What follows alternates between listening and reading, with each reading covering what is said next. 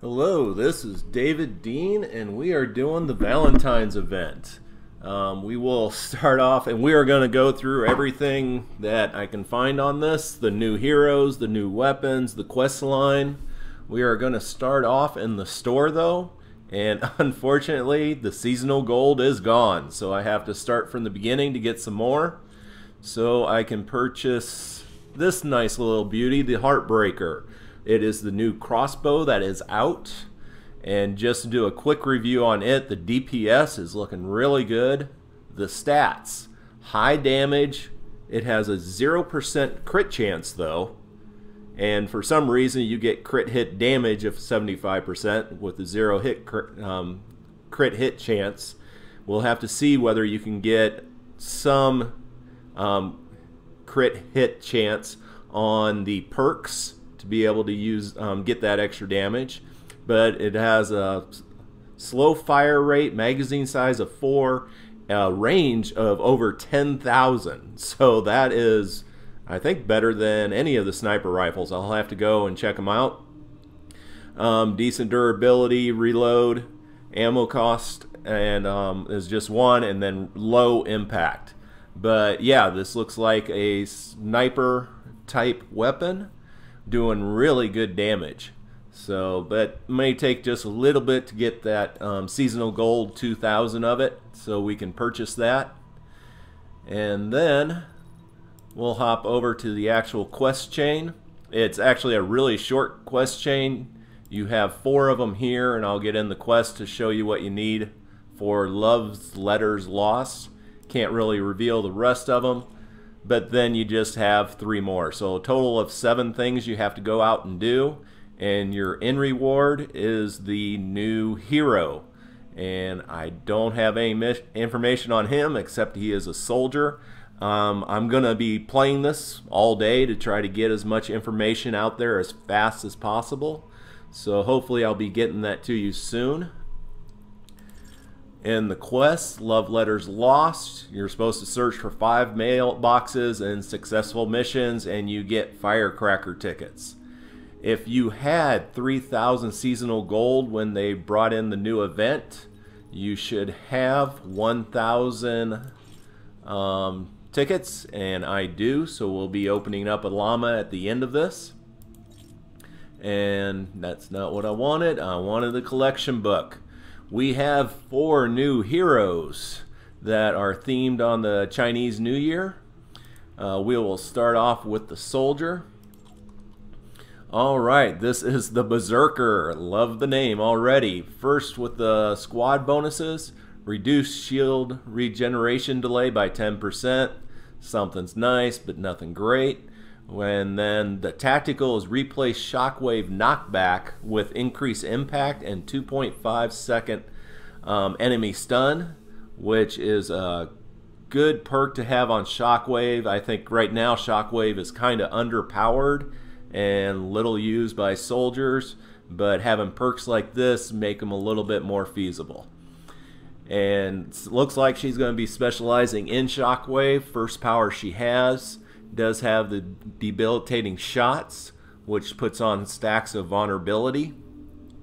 At 5, survivalist, killing an enemy with an ability or a weapon recovers 5 base health per second over 3 seconds. So that is awesome. You can heal yourself by taking out the husk. 8, explosive optimization reduces the energy cost of shockwave by 15. And then she gets War Cry. Give a War Cry affecting friendly characters within 4 tiles, granting 40% more damage for range and melee weapons. Also grants 40% attack speed and range weapons and 16% attack speed for melee weapons. It lasts for 10 seconds. Always a nice thing to have. Always, if you can, set it off when you're around your fellow heroes to help them out. 12, in the pinch, increases weapon reload speed by 35%. Always a nice thing. But it says if the magazine is empty. So a lot of times I am reloading before I am completely out of ammo, and the way this reads, that doesn't help me. Leadership reduces the cooldown of War Cry by 30 seconds. Hold still replaces shockwave knockback with the increased impact and 2.5-second enemy stun, which was her bonus. So once again, increasing that shockwave. She does get frag grenades, one of my favorite tools in the game. Short fuse refreshes shockwave when the soldier's shield breaks. So if you're getting beat on and that your shield breaks, you can instantly do shockwave to help yourself out. And once again with her, it's going to have a stun effect. And then up close and personal, War Cry applies 45% vulnerability to nearby enemies. So this one is really focused on that War Cry and the shockwave. They describe her as a short-range fighter, wants to get in close and fight regardless of the consequences. So pretty interesting one. I think I still like my Urban Assault and other ones that have the that specialize on the frag grenades, but not bad, and I love the look on her. So let's go check a few other ones. Let's head over to the Constructor. Riot Control, which once again, great name. I like that. Increased building construction speed by 12%. Kind of nice, but not a big deal. This one I like. Decoy stun. When decoy is destroyed or expires, it creates an explosion that deals impact and stuns enemies for 1.5 seconds. I made a video of the Sentinel Constructor, who is great for taking out large number of enemies with her decoy and plasma pulse, and this would be a huge plus to her decoy. But just going through him, he has the decoy right at the beginning and then the Constructor base. At 5, the decoy has 25% more health. At 8, he regenerates energy 25% faster. To me, that's a huge deal on a Constructor. I am constantly running out on energy. Epic is talking about redoing the energy / endurance on characters, and we'll see how that goes. But right now, increased energy is a great thing. Plasma Pulse, he gets that pretty early on at level 8. 12, when decoy is destroyed or expires, it creates an explosion and deals impact and stun enemies for 1.5 seconds. That is a huge power on a decoy. 15 reduces the cooldown of Plasma Pulse by 20 seconds. That is great. The Constructor's Plasma Pulse, it does seem they reduced it a little bit, how much damage it does, but it is still a great thing for taking out a lot of mobs over a period of time. And you throw down your Plasma Pulse where the decoy is, it brings everybody to it, and you can really do some damage to a lot of Husk at the same time. 18, you increase decoy enemies attack radius by 1.5. He gets the Kinetic Overload, which crit hits with hardware melee weapons trigger a Kinetic Overload that does 5,000, basically 400 points energy damage. And it deals additional knockback to the target and nice power on the Constructor, mainly if everything is focusing on your decoy while you're beating on it. 25, Plasma Pulse Blast. When placed, Plasma Pulse immediately fires a wave of plasma that deals 125 base energy damage. So right there, just taking out more Husk.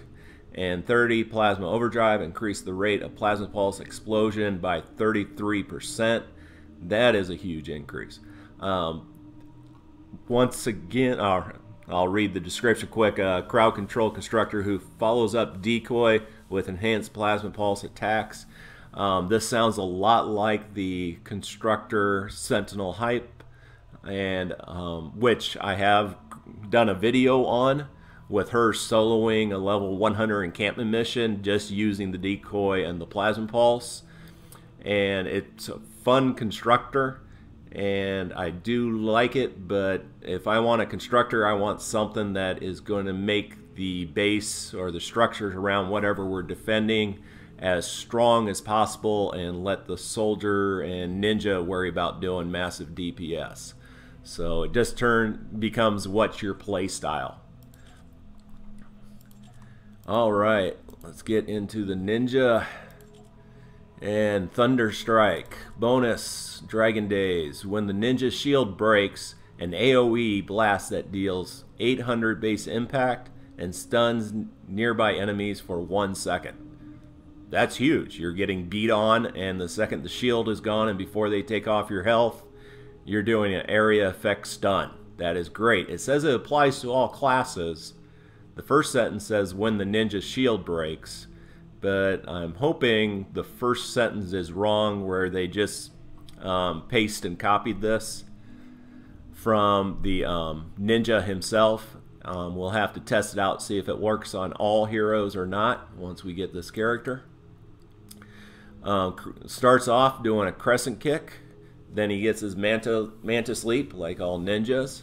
Kickback reduces the energy cost of crescent kick by 15, which is great. Ninjas still seem to run out of energy way too fast. 8. Ninja deals 28% more melee weapon damage to enemies that are stunned, staggered, or knocked back. That is great because it's working in tandem with the crescent kick that stuns enemies. So first you stun them, then you start beating on them with your sword, and you're doing 28% more damage. He gets the smoke bomb for when things are going wrong. He throws that down. It slows all enemies inside by 30% and deals some pretty good damage. Then Shadow Stance. After defeating an enemy with an edge damage, the ninja enters a Shadow Stance, which he gets higher damage resistance by 15%. Mana Sleep costs 60% less, because you're usually throwing this down when you're trying to get away from mobs, so having that Mana Sleep reduction helps a lot, and the ninja becomes more difficult to see. Dragon Days, number 15. When the ninja shield break, we just read through this one, an AoE blast that deals 800 base impact and stuns nearby enemies for 1 second. And then we're upping the crescent kick again, just reducing the cooldown by 4 seconds. And at 18, he gets the Dragon Slash, and that is a great thing to have. 25, double impact, doubles the impact of your crescent kick. As I was mentioning earlier on, crescent kick does stun. This is doubling the impact, so now you're doing over 8,000 impact. And now your sword, when the creature is stunned, is doing more damage. And then finally, Shadow Stance continually recharges the ninja's shield at 25% of its usual rate. That's huge. I really like that. Just whenever you're doing your Shadow Stance, you're getting that shield up as fast as you can. So not too bad. He has the Dragon Slash, but not all those lovely perks that most people like on the Dragon Slash for more damage. But if you like doing the crescent kicks, this is a great ninja for you. And then the Outlander. Alright, Flash. Let's see what's up with Flash. Alright, hit them while they're down. 25% damage to stun, staggered, and knocked down targets. That will increase in level as you level her up. And this is kind of good for me. I love using shotguns and knocking down targets, so I could do some additional damage. But her perks is right off the bat is phase shift. Great thing to use for kiting and getting around the map faster. And she has the shock tower fragment. And then the loot llama. But now we're down to 5, and we just saw this 24% damage increase to stun, staggered, and knock down. 8, phase out, reduce the refill time of phase shift charges by 5 seconds. So once again, she can use that phase shift more often for kiting and just moving around. She gets the anti-material charge. This is a punch that travels 1 tile, deals damage to any structures punched, and 216 blunt damage to enemies struck. This punch will knock back smaller enemies. In truth, I use the anti-material charge only for farming resources. I rarely ever use it for hitting an enemy. Level 12 parting gift. Phase shift drops 2 high impact explosive. Dodging melee attacks with phase shift grants an extra explosive. Like I said, one of the main reasons to use phase shift is for kiting mobs. And now you're dropping high impact explosives while you're doing that, so it makes it much more viable to take down more targets. Super capacitor further increases the duration of shock tower by 2 seconds. The fragment shock tower, and she doesn't have it, but the teddy bears, both are kind of nice little things to have on the side, but you really can't rely on them because you never know if you're going to be finding those fragments or be able to get more of them during a big battle. Fist of the South Moon reduces the cooldown of anti-material charge by 13 seconds. So just getting that back up and faster. In the zone, after 5 hits with the pickaxe, you get increased pickaxe damage by 24%. Nice for farming. Shock Tower now deals an additional 133 impact damage, which is kind of nice, but once again, don't really rely on them too much. Kinetic Punch increases the impact and knockback of anti-material charge by a moderate amount. Hit and run Outlander who stuns and eliminates enemies, which overall I would say she's kind of an average Outlander. I still like, if you're running with a team and want to do DPS, to use the Ranger, and if you are doing just farming and want to gather as much as you can, either the Pathfinder or Recon Scout. And alright, then we go to dragon weapons. And this is a little strange. I saw another video that was up this morning, and I think it was on Reddit. Somebody had posted the dragon weapons, but they had a dragon shotgun in there with it. And also I looked at these earlier, and some of the numbers I hope are not correct, but we'll go through this quick. Dragon's Roar, you get an assault weapon doing high damage, decent crit chance and crit damage, good fire rate, magazine 20. Range, this one has a really good range on it, 4,000 for an assault rifle.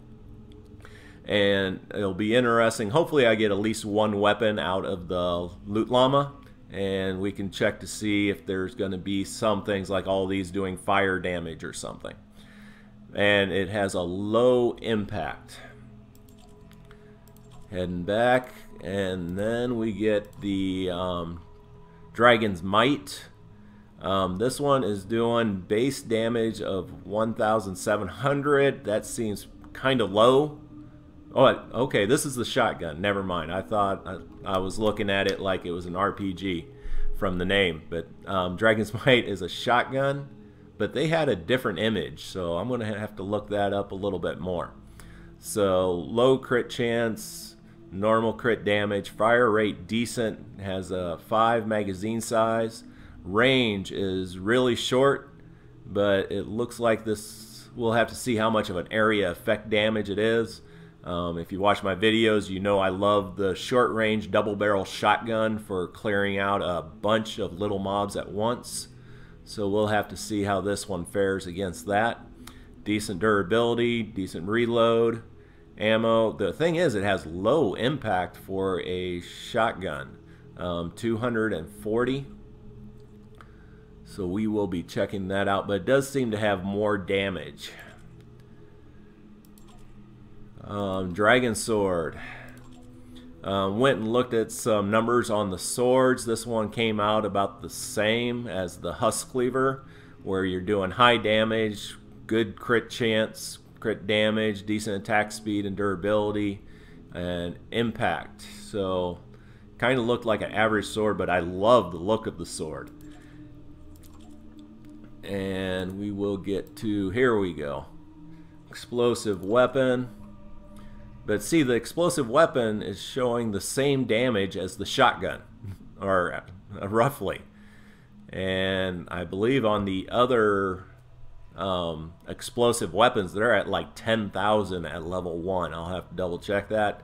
Hit chance 5%, hit crit hit damage 50%. Kind of standard rate of fire, magazine size for explosive weapon. Range though, once again, the range is 256. That is the range of a short range shotgun, which this thing should have a longer range than that, definitely. So we'll see about that. Durability 15, reload decent, ammo impact is really low, 200. But I'm going to go and look at another one of the explosive weapons. Damage 1,200, range 256. Explosive weapons. Alright, yeah, this one starts off with 12,800, where the one we just looked at had 1,000. And impact, this one has 3,000. So I'm not sure about those numbers. Hopefully they're wrong, or maybe it just plays a different way than I think it will. But once again, this is another one. The numbers are looking really weird. Sniper rifle, Dragon's Claw. High damage. Damage looks great. Crit chance good. Crit damage great. Decent rate of fire. Magazine size just 4. But range 256. My pistols have longer range than that. This is the range on short range shotguns, and this is the range on this sniper rifle. So hopefully the numbers here are wrong, or they'll be updating that, because yeah, I don't see, and it has a scope. So you know if the mobs are right in front of you, I don't think you'll be needing that scope. Alright, you got the durability, which is all normal. Impact is kind of low, but I don't really care about the impact on the sniper rifle. I want really high damage. Getting to the spear, because everybody wants a spear. Although this one looks really cool. This to me is the coolest looking spear they got out there. It's just nobody really specializes in using spears, and I really never see anybody using them. But this one has decent damage. It actually has higher damage than the sword did. Really good crit chance, high or decent crit hit damage. Once again, low impact. All these seem to be low impact weapons. But yeah, the spear, they really need to make somebody who specializes in spears, because they keep putting them out nearly every time, and I really never see anybody using them. But like I said, I had 3,000 seasonal gold, so I get 1,000 tickets. So we will do the llama opening.